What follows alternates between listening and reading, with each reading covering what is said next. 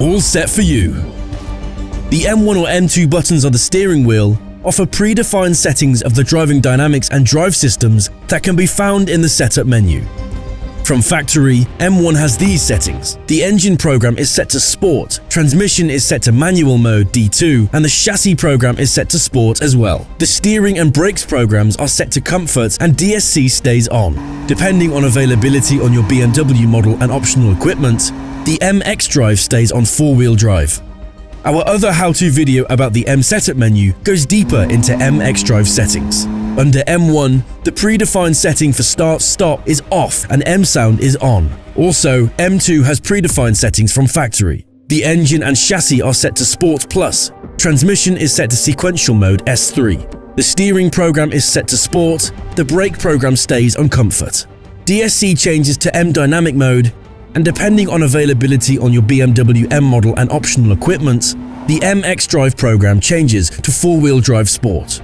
Under M2, the predefined setting for start-stop is off and M sound is on. These predefined settings can be individually configured by pressing Setup and then M1 or M2 configuration. Select the desired setting. The individual settings are automatically saved for the configuration that is currently being used.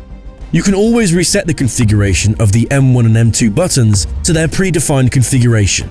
To activate M1, press the relevant button on the steering wheel. M1 is shown in the instrument cluster. Press the relevant button on the steering wheel again to deactivate these settings.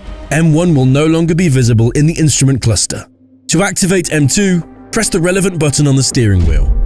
If DSC off or M dynamic mode is set, a message is displayed in the instrument cluster. Press the M2 button again to confirm. When M1 or M2 is active, as shown in the instrument cluster, any setting changes are applied immediately. Alternatively, the current settings of the system can be transferred to M1 or M2. To do this, press and hold the desired button on the steering wheel until an acoustic signal sounds. When leaving and securing the vehicle, M1 or M2 is automatically deactivated. This means that when restarting the vehicle, M1 and M2 settings are deactivated and default settings restored. This prevents drivers after you from being confronted with a vehicle configuration that could possibly overtax their driving abilities. Continue watching our how-to series to get the most out of your BMW M.